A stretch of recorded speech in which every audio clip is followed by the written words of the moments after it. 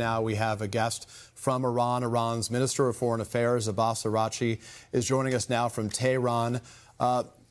Minister Araghchi, we appreciate your making time to speak to us right now. We have a series of questions. We know that you are one of the few in that country who have the access to communicate outside of a country where there is a large blackout of communications at this time. First and foremost, our question to you, sir, is can you give us a better understanding of the situation on the ground there, the impacts that have taken place?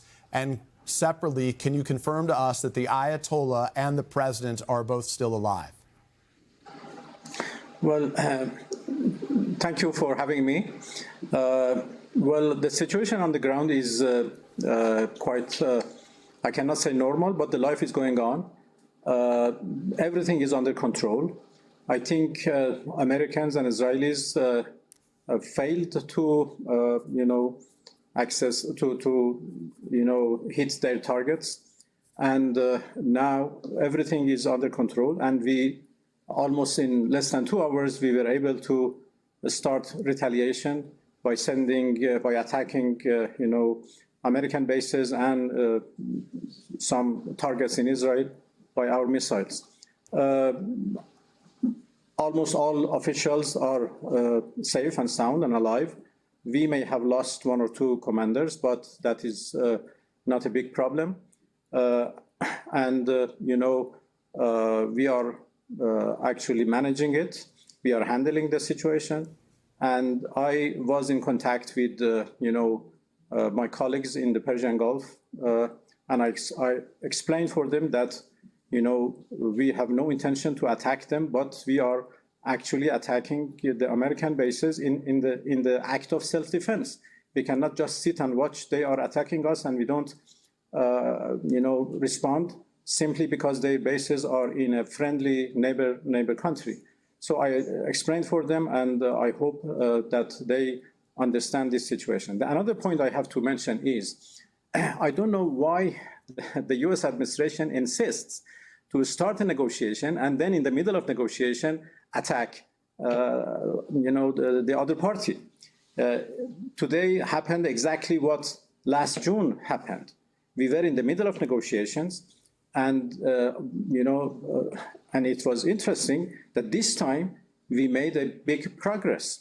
2 days ago, on Thursday, we had a very good meeting in Geneva, together with Steve Witkoff and Jared Kushner, and we were able to address serious questions related to Iran's nuclear program. We obviously have differences, but we resolved some of those differences, and we decided to continue in order to resolve the rest of questions. And we actually instructed the technical team to go to Vienna and have a meeting with the IAEA. In order to find technical solution for the problems we are facing in the negotiation. And everybody was happy at the end of those negotiations. As you saw, His Excellency Badr al-Busaidi, the Foreign Minister of Oman, who is mediating between us, he concluded by posting a tweet saying that today we made significant progress. And before he posts his tweet, he consulted with both delegations, and both were happy. So I don't know why, while we were progressing in our talks, and we had made good, achievement, and a deal was at our reach, why they decided to attack us. Perhaps, it was others who dragged the United States for their own benefits into this, conflict. It's really pity. It's very unfortunate. And yes. Mr. Araghchi, I appreciate your comments there, and we do have a series of other questions I want to ask you. But just for clarity for our audience right now, can you confirm with specificity that the Ayatollah Ali Khamenei is alive, and separately that the Iranian president is alive right now following these American and Israeli strikes? As far as I know, yes, they are alive. And the head of judiciary as well, the head of the Speaker of Parliament as well, all high-ranking officials are alive. And the Secretary of the National Security Council. So everybody is now in its position, and we are handling this situation, and everything is fine. Sir, do you believe that you were targeted as part of these strikes? You mean me? Yes. Well, I don't know. They have targeted everybody. You know, just now I saw the footages of their attack to a girl school in the city of Minab, in the southern part of Iran. So 57 girls were killed by their strike. So when they strike a school, so it is, they can also, you know, hit others easily. This attack was unprovoked, illegal, and absolutely illegitimate, and against the international law, and should be condemned. That is obvious.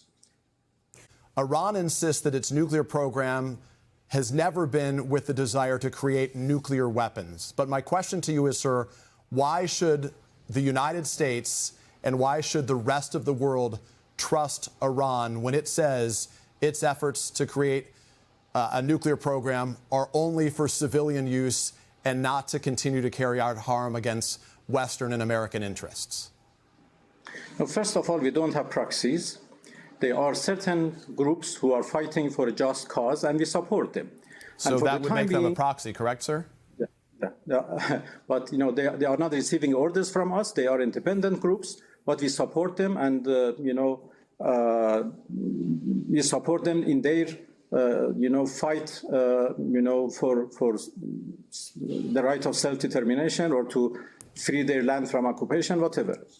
But for the time being, we don't need anybody for our defense. We are capable enough to defend ourselves, and we will do that, and we don't need the help of anybody.